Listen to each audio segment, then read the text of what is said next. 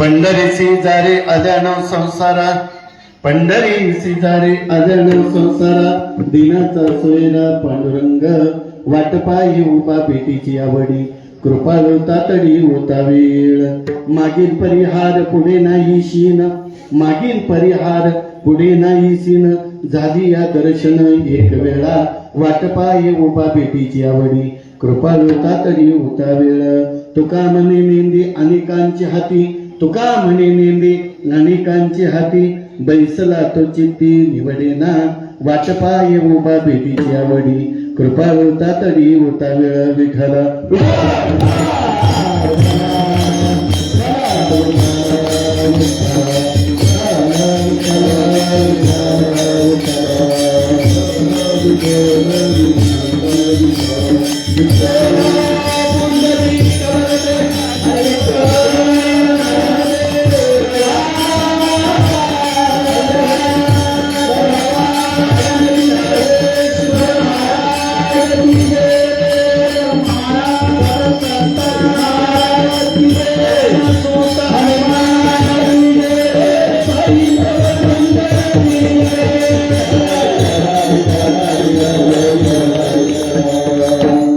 पंढरीसी दारे आल्यानं संसारा, पंढरीसी दारे आल्यानं संसारा, दिनाचा सोयरा पांडुरंग, वाटपाय उभा भेटीची आवडी, कृपाळू तातडी होता वेळ.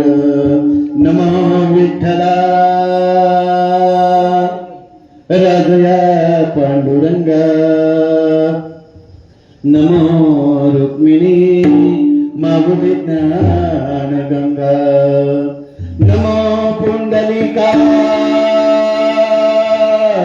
नमो चंद्रभागा, नमस्कार माझा रुक्मिणी पांडुरंगा, पांडुरंगा करू प्रथम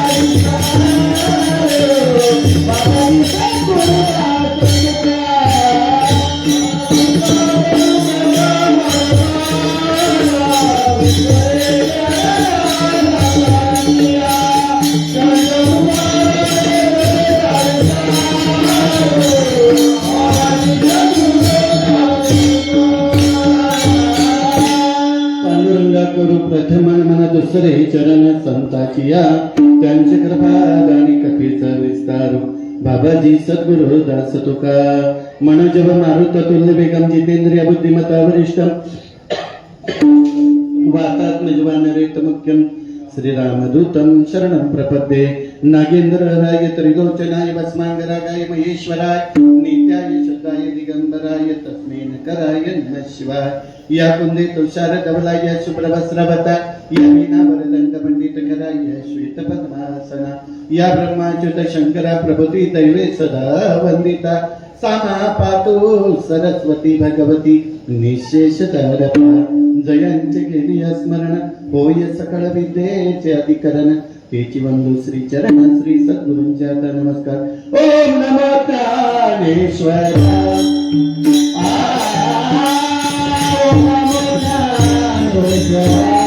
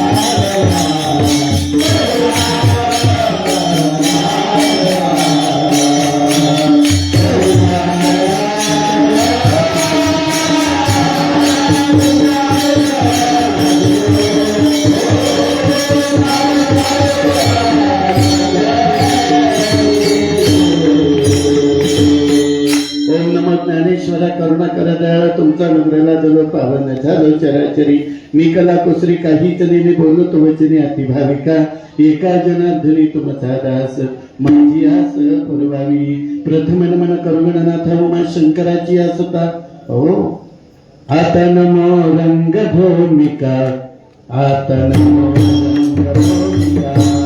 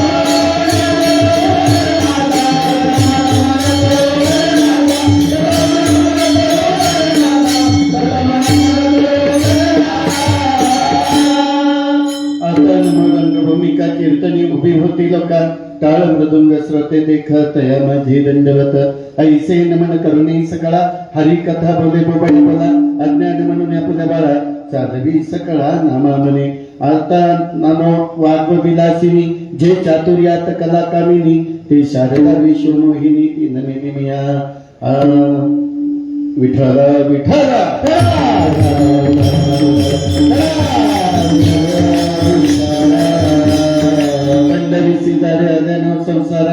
पंढरी शेजारे आल्यानं संसारा दिनाचा सोयरा पांडुरंग वाटपाय उभा पेटीची आवडी कृपाळता तरी होता वेळ सकल जीवाच्या कल्याणाकरता निवडलेला भक्त संत श्रेष्ठ संत शिरोमणी महाराष्ट्र भूषण वैष्णव संप्रदायाचा कळत देवनिवासी जगद्गुरु तुकोबराय यांचा अत्यंत सोपा सुटसुटीत सर्वांच्या परिचित पाठात असला नसला तरी कानपाट असणारा अति महत्वाचा चारचरणाचा उत्कृष्ट असा अभंग, पंढरीचं महिमान सांगणारा महत्वाचा अभंग या वारीच्या निमित्तानं सेवेकरता निवडलेला आहे. विठ्ठला विठ्ठला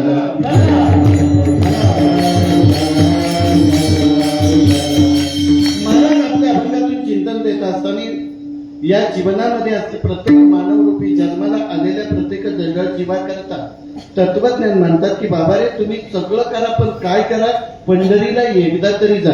बाकीच्या तीर्थावर जायचं नाही का? बाकीची तीर्थ नाहीत का? बाकीचीही तीर्थ आहेत, पण माऊलीने ओवी लिहिली सकल तीर्थाची थुरे जिये का माता पितरे. प्रसंग सांगितला की बाबा रे तिथं जाण्यापेक्षा आई वडील सुद्धा आपली हे तीर्थ आहे, कशाला जाता दूर आपले इथेच पंढरपूर. तरी पण या वारीच्या निमित्तानं फक्त पंढरीला जायचंय, मग काशीला जायचं नाही का? काशीलाही जायचंय. काशीला गेल्याच्या नंतर गयेला जायचं नाही का? गयेला पण जायचंय. गोदावरीला जायचं नाही का? गोदावरीला जायचंय. अजून मग या सगळ्या गोष्टीपेक्षा पंढरीतच का जायचं याचं तत्वज्ञान सांगितलंय. पंढरीसी जारे माझ्या नाव संसारा दिनाचा सोयरा पांडुरंग. या संसारामध्ये तुम्ही आहात ना, तर निदान कमीत कमी एकदा तरी पंढरपूरला जा. कारण का माहितीये तुम्हाला, जाता जाता सांगू, सगळ्या तीर्थापेक्षा सब तीर्थ बार बार लेकिन गंगा सागर एक बार. गंगा सागर त्या ठिकाणी भगवान परमात्मा एकदाच दर्शन देतोय. आपण किती वेळेला पंढरीला गेलो तरी आपला फायदा नाही. मग एकदा जायचं का अनेक वेळा जायचं? अनेक वेळा जायचं म्हणून वारीचं निमित्त आहे. मग तो प्रसंग करत असताना वाट पायी उभा भेटीची आवडी. आपली कोणी वाट पाहत नाही, देव वाट भक्ताची पाहतो. भक्ताची वाट पाहणारा परमात्मा तुमची वाट पाहतोय. मला सांगा, निघाल्यापासून अजून कोणाला काटा वाचला नाही? कुठेही राहते नाही तर आपल्याकडून इकडून वाघ आला, तिकडून सर्प आला, इकडून विंचू गेला, तिकडून मुगळा आला. इथं दिसला का तुम्हाला? एवढ्याच चालत आले आतापर्यंत दिसलं कोणाला? नाही दिसत. कारण का? तो आपलं रक्षण करणार आहे. पण त्याच्यासाठी अंतःकरणापासून भजन करा, आणि अंतःकरणापासून जर भजन केलं तर तो आपला आहे. पण आपण आज लक्ष घरी ना, लक्ष दिंडीमध्ये वडापाव शिजले का मस्त वडा शिजल्या का? इकडे जाण्यापेक्षा एकच करा, वाट पायी उभा भेटीची आवडी. कृपाळू तातडी होता वेळ मागील परिहार, पुढे नाही शीन झाली या दर्शन एक वेळा. मागच्या जन्मामधलं जे आणलेलं पाप आहे ते पाप त्याच्या एकदाच दर्शन घेतल्याने जातं. पण ते घ्यायचंय कसं हे अजून आम्हाला माहित नाही. घ्यायचं कसं हे अजून आम्हाला माहित नाही. महाराज दर्शन घेण्याकरता सुद्धा काही गोष्टीची गरज आहे. उदाहरण वेद सांगतात, गुरुर ब्रह्मा गुरुर विष्णू गुरुर देव महेश्वरा गुरु साक्षात परब्रह्म तस्मै श्री गुरुवे नमः. माऊलीनं सांगितलंय, जाण तेने गुरु भजिजे केने कृतकारी होईजे. प्रसंग सांगितलाय, गुरुला स्मरण केल्याशिवाय तुम्हाला देव भेटत नाही. कोर्टात जायचं, न्यायाधीश न्याय देणार आहे, पण त्याच्यासाठी वकिलाची गरज आहे. तसं देवाकडे जायचंय ना, तर मग काय केलं पाहिजे? सद्गुरूला स्मरण करून निघालं पाहिजे. सद्गुरूचं स्मरण करत ज्या वेळेला तुम्ही जाता, ज्या वेळेला माझ्या पंढरीच्या पांडुरंगाचं नामस्मरण करता, त्यावेळेला त्याची अशी क्रिया तयार होते का तो आपल्या चित्तात येऊन बसतो. आणि मग किती आपण त्याला निवडून बाहेर काढायचा प्रयत्न केला तर तो निघून जात नाही. कारण तो का येऊनही बैसला. मग तो जर आपल्या हृदयात बसलाय तर महाराज सांगा ना, जनाबाईनं सुद्धा देवाला आपल्या हृदयात ठेवलं होतं. आमच्या जनाबाईंनी कोणाला ध्यानात ठेवलं? असा अभंगाचा साधा सोपा सुटसुटीत चार चरणाचा अर्थ झाला. आपलं कीर्तन झालं. विठ्ठला विठ्ठला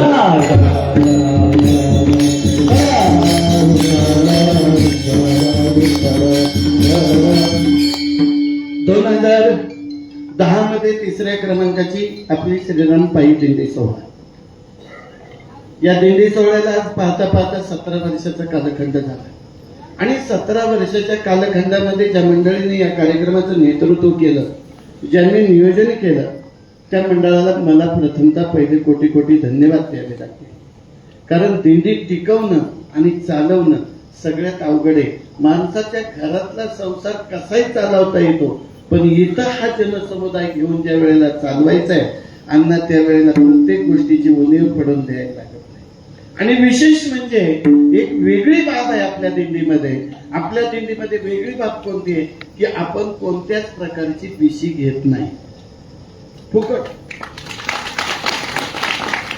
दुसऱ्या दिंड्यांमध्ये बघितलं 500 रुपये, 1000 रुपये, 1500 रुपये, 2000 रुपये, 2500 रुपये आणि काही ठिकाणी तर 5000. कमवायचंच लक्ष नाही. पण आम्हाला कमवायचं नाही, आम्हाला तुमच्यासाठी इमारती उभ्या करायच्या हे लक्षात ठेवा. आणि म्हणून आपण या दिंडी सोहळ्यात आलो, हा आनंद आहे. पण या दिंडी सोहळ्यामध्ये एकट्याने केलेलं भजन आणि अनेकाने केलेलं भजन याचा रूपरंग वेगळा आहे. पण मात्र माऊली महाविष्णू ज्ञानोबराय सांगतात, ठाईच बैसोनी करा एक चित्त आवडी अनंत. एका जाग्यावर बसून केलेलं भजन, पण त्याच्यासाठी कुठं जायला लागत नाही. न लगती साऱ्याच जावे नंतर सुखी नारायण.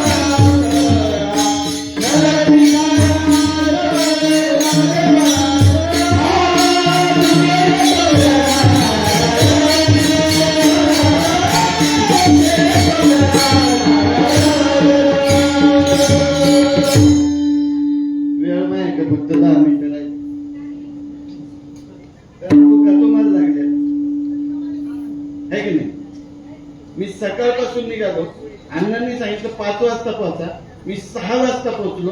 पण कीर्तन सुरू झालं 7:45ला आणि आता मला उरका. सांग खरंय का खोटे? महाराज वक्त्याने काय बोल मारायची? तुम्हाला मारा का सगळंच कापून टाका. मग आपण कशात आहे भजनात आहे? 8:30 वाजेच्या पुढे 1 मिनिट कीर्तन करीत नसतो. पण का? तुम्हाला भुका लागत. मग तुम्हाला भुका महत्वाची आहे की देवाचं भजन महत्वाचं आहे? तुला उत्तर द्या. मग आपण कशासाठी जगतो? खाण्यासाठी जगतो का जगायसाठी खातो? जगायसाठी खातो तर काही का खातो? विठाला विठाला.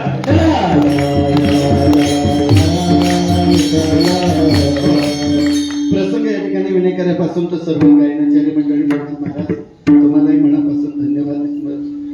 आमचे कुसुरकर महाराज असतील, शंकर महाराज भागवत, अण्णा असतील, त्याबरोबर सर्व टाळकरी उपस्थित, सर्व दिंडी सोहळ्यामध्ये सहभागी झालेले सर्व अनेक गावचे, विविध गावचे सर्व श्रोतावर्ग आणि सगळ्यात तुमच्यापेक्षा जास्त आरक्षण सध्या लाडक्या बहिणीचा. पण या लाडक्या बहिणी अशा टिकून राहिला पाहिजे. भाऊबीजाला फक्त मंत्र्यालाच बोलवा, घरचे भाऊ गेले. पण भाव कुठं आहे? भाव ज्याच्या जवळ आहे तो भाव कुणाजवळ पाहिजे? हे पैशाजवळ भाव नको. भाव कशाजवळ पाहिजे? तर भाव आपल्या भगवंताजवळ पाहिजे. आणि म्हणून भावे विन भक्ती, भक्ती विन मुक्ती. भावे विन भक्ती, भक्ती विन भावे विन भक्ती, भक्ती विन मुक्ती. भावे विन भक्ती, भक्ती विन भावे विन भक्ती बोलू. भावे विन भक्ती बोलू. भावे विन भक्ती बोलू. आपल्याला ज्या वाटेने जायचे ती वाट महत्वाची जगद्गुरु तुकोबारांनी दाखवून दिली. माऊली महावैष्णव ज्ञानोबरांनी आपल्याला वाट दाखवून दिली, ती आपल्या माता पित्यांची दिली. सकल तीर्थाची येथुरे पुराव्यासह देतो. आणि तिथं माऊलीनं आपलेच आई वडील दाखवले. इथं जगद्गुरु तुकोबारांनी पंढरीचा पांडुरंग दाखवला. मग जगद्गुरु तुकोबाराय का नाही म्हटल्यावर तुम्ही काशीला जा? तुम्हाला का नाही म्हटलं द्वारकेला जा? तुम्हाला का नाही म्हटलं गयेला जा? तुम्हाला का नाही म्हटलं गोदावरीला जा? मग त्याच्याही पेक्षा 4 धाम यात्रा करा, असं कुठं आला का उल्लेख? नाही झाला. पण इथं जगद्गुरु तुकोबाराय सांगतात की बाबा फक्त एकच गोष्ट करा, तुम्ही पंढरीला जा. मग पंढरीत आहे काय?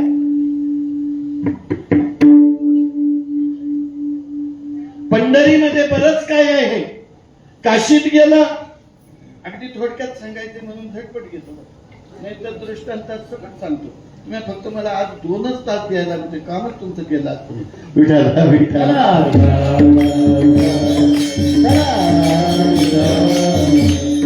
कारण चिंतने साधावा तो काळ. चिंतन केल्याशिवाय महाराज, चिंतन जर झालं तर मंथन तयार होत आहे, आणि मंथन तयार झालं तर लोणी निघतंय, आणि लोणी निघालं तर त्याचं तूप निघतंय, आणि तूप जर निघालं तर ते खुशाल अगदी सुंदर जळतंय. मग आपल्या शरीरामध्ये असणाऱ्या 6 चक्राचं जोपर्यंत मंथन होत नाही तोपर्यंत पंढरीचा देव आपल्याला कळत बारकाई नाही का? मग याचं मंथन करत असताना मग हा नवनीताचा प्रकार आपल्याला का करायचा? काय कारण आहे? काशीला जर गेलं तर काशीला जाऊन आलेली किती माणसं आहेत? बोटावर करा बघू द्या मला. वा, एकटेच गेलते का? डबल सीट गेलते. डबल सीट गेलते. डबल सीट काशीला गेल्यावर बरेच प्रयोग करायला लागतात. तिथं गेल्यावर पहिलं बायकोला मांडीवर घ्यावं लागतं. घेतली का? अजिबात नाही. तिथं ब्राह्मण दशग्रंथी लागतो. उगाच नुसतंच ब्राह्मण आणायचे गोळा करून घेतात नाही.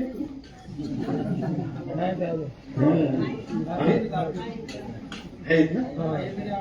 आहे तरी आपले त्यांचं ते भारी काम असते ब्राह्मणांचे. फक्त दक्षिणेवर जोर असतो. 101 रुपये दिला की मंत्र स्पष्ट म्हणतात. आणि जर समजा 11 रुपये टाकणार आहेत, lump lump lump lump lump lump lump lump, मग सुरुवातच असते केशवाय नमः माधवाय नमः कुत्र मागे लागते. वेद पठन करायचे, वेदातलं अध्ययन तुम्हाला घ्यायचंय, त्याच्यासाठी स्पष्ट उच्चाराची गरज आहे. केशवाय नमः माधवाय नमः गोविंदाय नमः विष्णवे नमः मधुसूदनाय नमः वामनाय नमः त्रिविक्रमाय नमः श्रीधराय नमः ऋषिकेशाय नमः. ही कुणाची नाव आहे? माझ्या पंढरीच्या पांडुरंगाचीच नाव आहे. पण ही नावं अजून आम्हाला कळली नाही. त्याच्यासाठी तिथं दशग्रंथी ब्राह्मण असतो. दशग्रंथी ब्राह्मणाकडून विधान करून घ्यावं लागतं. बायकोला मांडीवर घ्यायची, तिच्या डोक्यावर फुल टाकायचं, अक्षता टाकायची, आणि तिला 2 घास भरवायचे. दुसरं कारण काशीत जाण्यामध्ये, काशीला गेल्याच्या नंतर तिथं मेल्याशिवाय मुक्ती मिळत नाही. तिथं मेल्याशिवाय मुक्ती मिळत नाही. मग तुम्ही काशीत जाऊन आले, मुक्ती मिळाली का? नाही मिळाली. माणसं लय हुशार असतात. काशीला गेले का मग म्हणणार मी कपात खात नाही, काशीच्या ताटात जेवत नाही, मांजराचं नाव घातलं का खाणार नाही, काय वात होणार नाही होत ना. मग पथ्य काय पाळावं? काशीला जे जाऊन आले त्यांनी काशीफळ खायचं नसतं. कळलं का? काशीफळ कोणतं नाही कळलं. मुद्दा सगळ्यात महत्वाचा आहे. ज्यांनी काशी यात्रा केली त्यांना काशीफळ खाण्यासाठी अलाउड नाही. कारण गोरक्षनाथांनी, मचिंद्रनाथांनी हे जे आहेत ना, काचेच्या बाटलीतलं लाल चेरी, हिरवी चेरी, कळलं?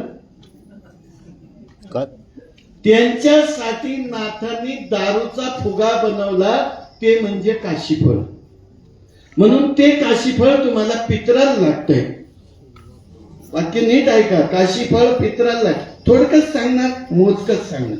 काशीफळ पितराला लागतंय. त्याच्यानंतर दुसरं काशीफळ पुढे वापरता का? पण आता तुम्ही कणाकण भाज्या करून खात्यात, त्याला माझा काय दिला नाही, आहे का नाही? म्हणून काशीफळाचं महत्व तिथं आहे. मग त्या काशीला जाऊन आल्याच्या नंतर बऱ्याचशा गोष्टी आहेत, तरी मुक्ती मिळत नाही. मग गयेमध्ये गेलं. गयेमध्ये प्रभू रामचंद्राच्या धर्मपत्नीनं म्हणजे समुद्राच्या कन्येनं तिथं आपल्या सासऱ्याचं पिंडदान केलं. साक्षीला कोण? गाई होती. साक्षीला कोण होता? वड होता. साक्षीला कोण होतं? अनेक काही गोष्टी होत्या, त्यावेळेस सांगितलं. पण आता तेवढा विस्तार नाही सांगत बरोबर. मग त्या ठिकाणी ती गाई होती, तरी तिला सांगितलं. पण त्या गायीनं मान हलवली. हे मी काय पाहिलं? याच्यासाठी प्रभू रामचंद्राला डबल पिंडदान करायची पाळी आली. मग त्याच्यासाठी मान हलवली नाही.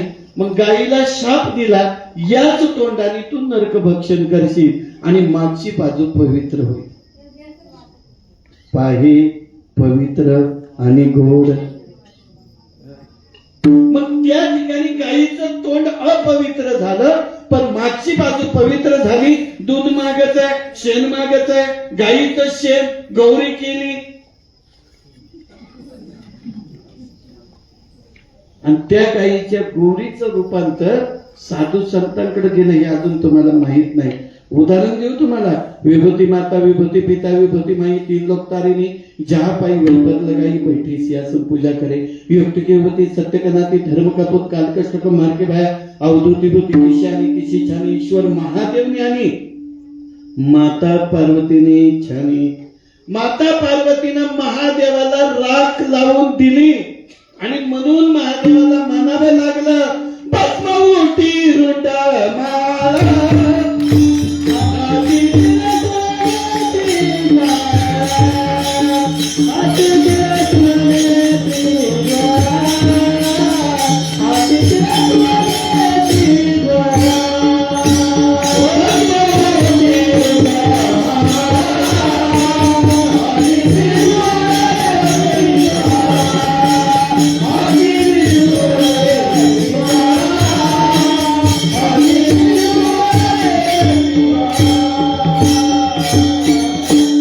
भस्मवटी वृंडमाळा हाती त्रिशूळ नेत्री ज्वाळा गजचर्म व्याघ्रंभर कंठी शोभे वासुकियार कैलास राणा शिवचंद्र मौली फणींद्र माता मुकुटी गहारी कारुण्य सिंह भवदुःखहारी तुझी शंभो जगोदताई. तो काशीमध्ये असणारा भगवान शंकर कुठे येतोय तुम्हाला माहितीये? प्रत्येकाच्या घरी येतो. नुसता घरी येत नाही तर प्रत्येक दिवशी माझ्या पंढरीच्या पांडुरंगाजवळ जातो आणि पहिली वारी त्याची. त्रिशूळ डमरू घेऊन आला गिरजेचा कांत. तो रोज वारी करतोय अंगाला राख लावून. अंगाला राख लावून तो रोज वारी करतोय. आणि नाथपंथाचे सगळे साधू अंगाला राख लावून भजन करतात. ते भजन म्हणजे ध्यानमग्न साधना. आणि तुम्ही जी साधना करता कायिक, वाचिक, मानसिक या पद्धतीने जप करता. म्हणून रस्त्याने जरी चाललं तर रामकृष्ण हरी जय जय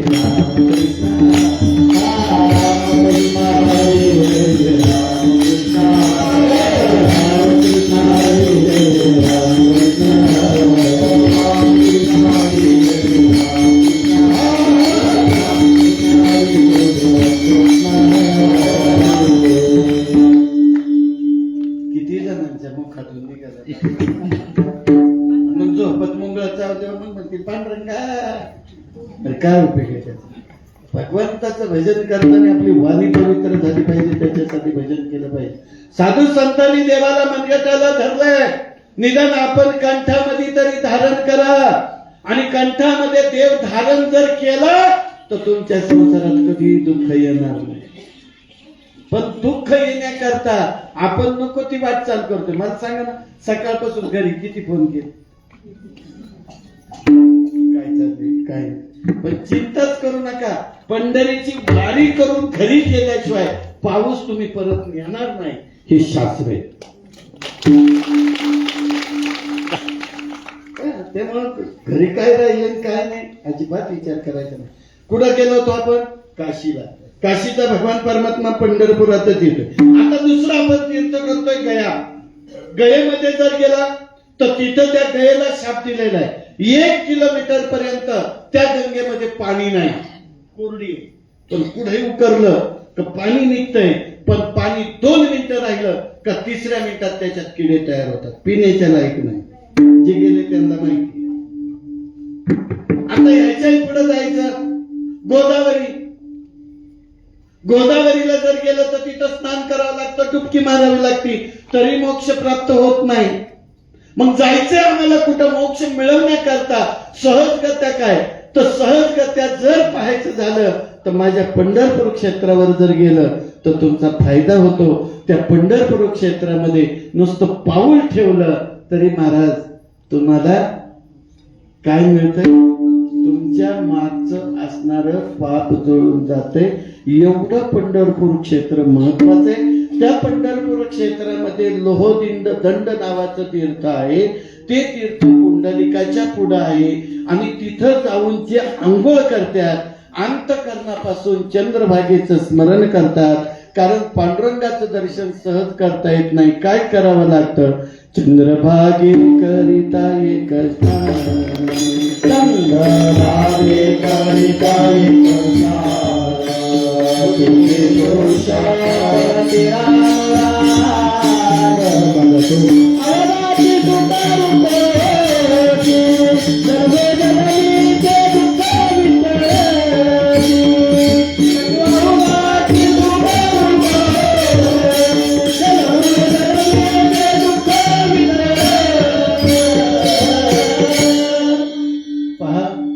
किती गोड आहे. एक वेगळं रहस्य सांगतो. तिथपर्यंत आलो. त्या क्षेत्रावरती एक शीत करिता दान कोटी कुळाचे होय उतरण. त्या लोहदंडाचं अन्न दुसऱ्याला जरी दोन्ही तिन्ही टाइम जेवायची व्यवस्था केली, कुठं असू नाही तर नसू, पण तिथं दिंडी सोहळ्यावाले तुम्हाला खाऊ घालतात. काय?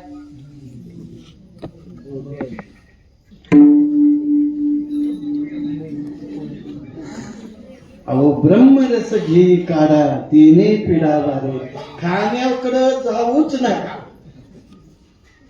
ब्रह्मरसाचं सेवन तुम्हाला मिळतं याच्यासाठी पैसे लागत नाही. नामाचं चिंतन करण्याकरता पैशाची गरज नाही आणि देवाला आपल्या जवळ आणण्याची गरज नाही. पण या दिंडी सोहळ्यामध्ये पंक्तीचं नियोजन केलेलं जातं. ते पंक्तीला दिलेलं अन्न कोणीतरी अन्नदाता आहे. मला वाटतं मी बरीच मोठी यादी वाचली पण आता दिसल तर अवघड. बरीच मोठी अन्नदाते फार प्रेमाची. मग यांच्या मनामध्ये आलं आपण अन्नदान करावा. मग आपल्या गावाई मी एक मराठीची भाषा सांगू का? आता मला वेळ कमी आहे म्हणून घरची म्हातारा मिळाल्याशिवाय पोटभर बुद्धी खायला मिळत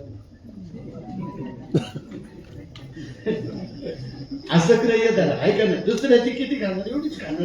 पण म्हातारी खपल्या तुम्ही खपू नाही.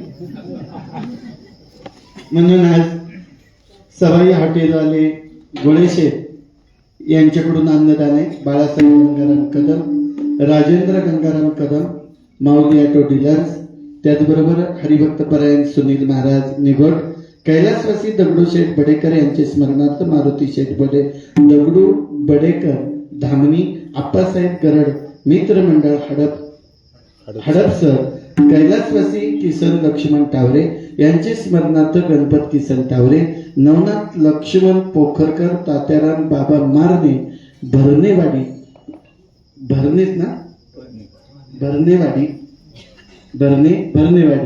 यांच्याकरता अजिबात टाळ्या वाजवू नका. कारण यांनी तुम्हाला काय दिलंय? ब्रह्मरस. आंबरस काढत चाला.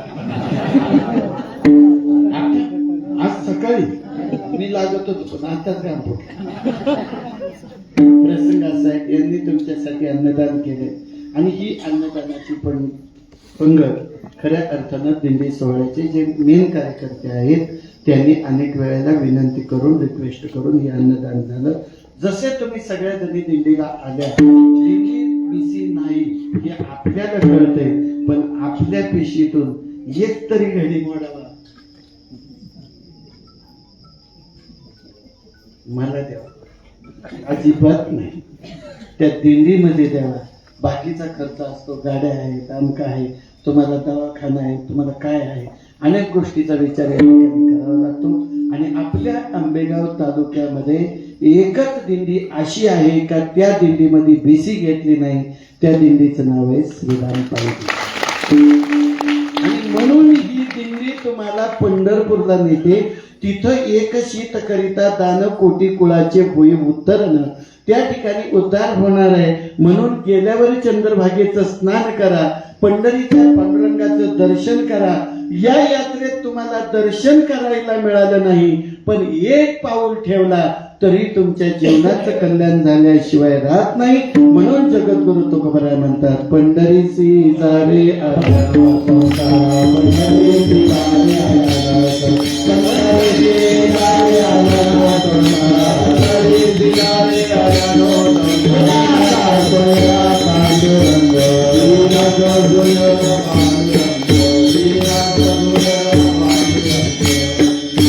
पंढरीला जात असताना अनेक माता भगिनींनी वारी केली. माझ्या जनाबाईनं सुद्धा प्रेम केलं. जनाबाईच्या बाबतीमध्ये विचार केला, नामदेव रायाचा जर विचार केला तर नामदेव रायाचं लग्न कोणी ठरवलं हो दादा?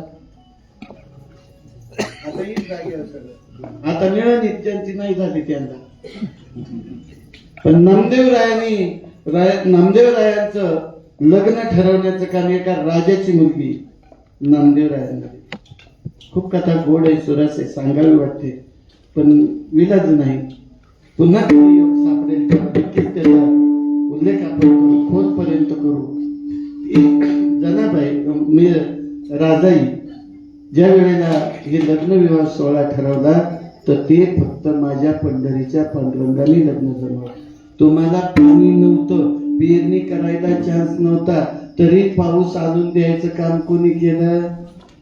खरं बोला. जे बातम्या सांगतात त्यांनी नाही, त्याला काळजी पडली, विटेवरच्या मालकाला काळजी पडली. कशामुळं? तुम्ही जे सेवन करताय ना त्याच्यामुळं त्याला काळजी लागली. सेवितो हारस वाटितो सेवितो हारस वाटितो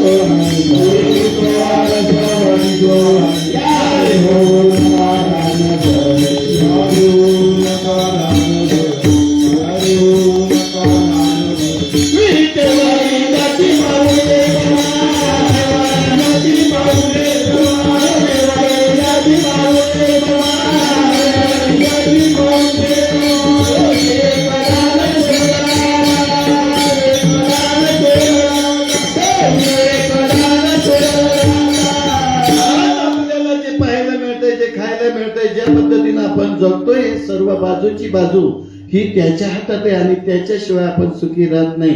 करोनासारखी महामारी देशात पसरवली, पण त्याच्यातून वाचवण्याचं काम आपल्याला पांडुरंगाने केलंय. मग आभार कोणाची मानता? डॉक्टरचे का पांडुरंग? म्हणून मनामध्ये पाहिजे पांडुरंग त्यानी पांडुरंग जागृती सोपानी पांडुरंग. कारण का? तर तो काय करतोय? आपली वाट पाहे उभा बेटीची आवड.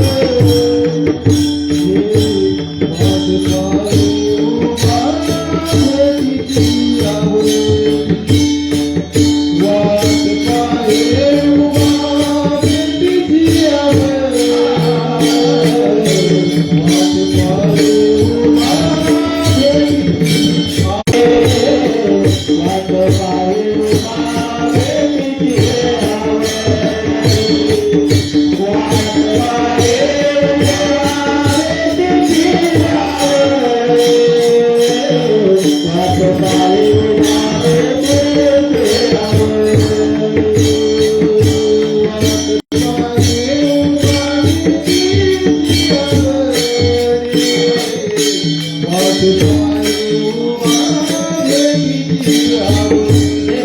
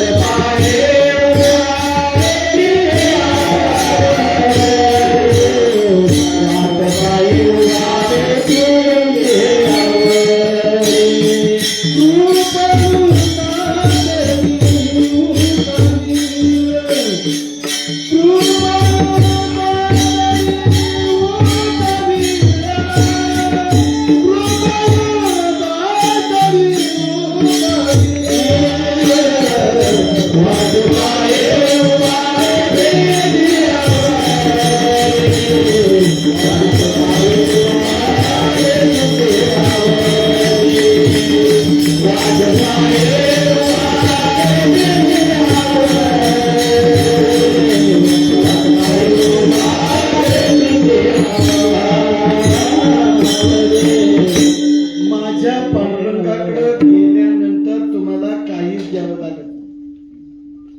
तिरुपती बालाजीला गेलं का तो म्हणतो काही नाही देता आलं तर डोक्याचं केस तरी दे. जगन्नाथपुरीला गेलं की तो म्हणतो तू इथपर्यंत आलाय पण किमान कमीत कमी थोडा वेळ तरी माझा गाडा वड म्हणजे रथ वड. लक्षात घ्या. आणि माझा गाडा जर तू वडला तर तू तुझ्या संसाराचा गाडा वड. हे त्यातलं रहस्य. पण तिथं गाडा वडण्याकरता आपल्याला वेळ लागतो का? आपल्याला हात लागतो का? आपण गेलो का गाडा वडूनच चालू. पण महाराज म्हणतात फट गाढवाच्याने का संसार केला फुका खटपट करिता गेला सारा वेळ.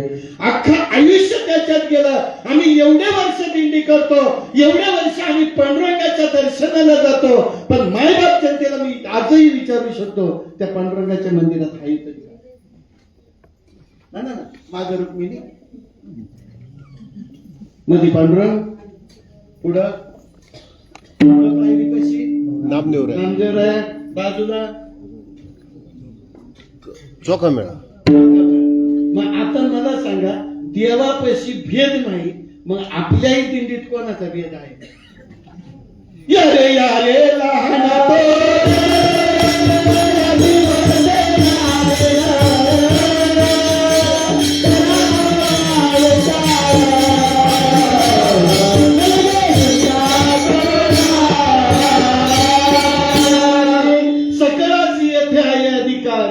कलियुगी उद्धार हरीच्या नामे.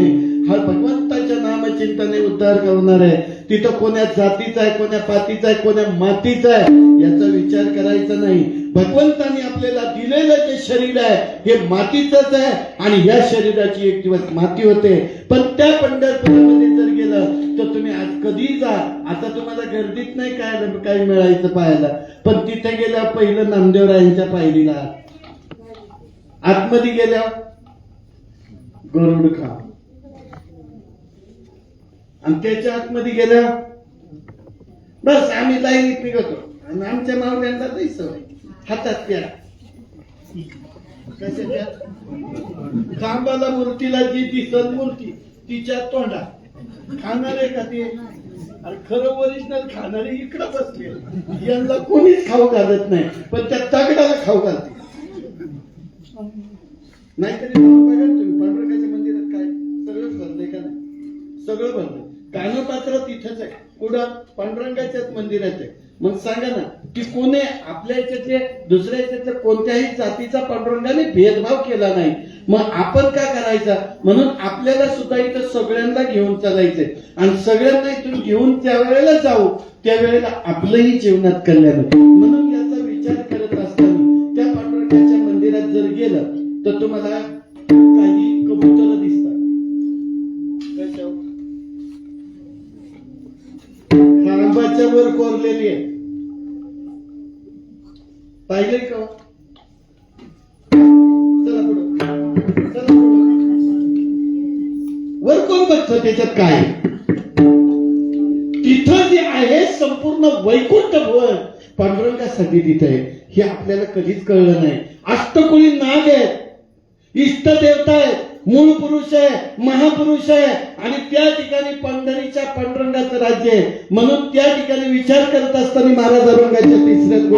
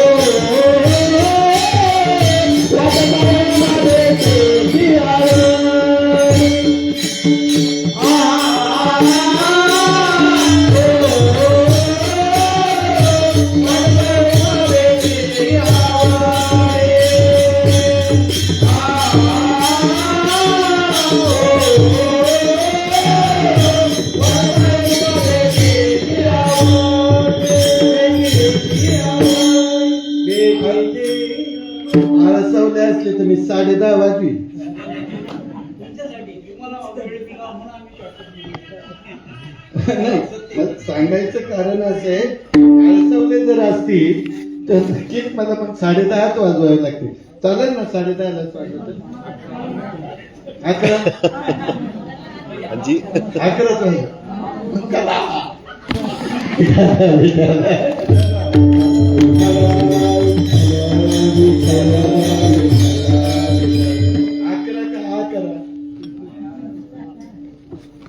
सांगण्याचं माध्यम एवढंच आहे. भरपूर काही सांगायचं होतं, कथा भरपूर आहे. आणि तिथपर्यंत जाण्यासाठी त्या मंदिरामध्ये जर गेलं तर त्या सभा मंडपामध्ये नाग जे आहे ते 108 आहे, म्हणून त्याला अष्टकोळी नाग म्हटले. तिथं काही पक्षाची चित्र आहेत. ती पक्षाची चित्र जे आहेत ते आपले जे पूर्वज गेलेले आहेत त्या पूर्वजांचा अंश त्याच्यामध्ये आहे. म्हणून आपल्याकडे पिंडदानाच्या टायमाला कागद स्पर्शाला महत्व आहे, बारकाई नाही का. पण ज्या वेळेला आपण त्या ठिकाणी जातो, तिथं दर्शन घेतो, त्यावेळेला आपल्या पितरांचं ऋण फिटलं जातं. आणि ऋण फिटल्यावर आपल्या अष्टकुळीचा म्हणजे आपल्या ज्या कोटी कुळाचा उद्धार जो होतो तो त्या पांडुरंगाच्या नामचिंतनाने होतो. म्हणून रस्त्याने जाताना किंवा मंदिरात गेलं तुम्ही घरच्या गप्पा सोडून द्या. तिथं काय केलं पाहिजे? तिथं एकच भजन केलं पाहिजे, विठोबा रघुमाई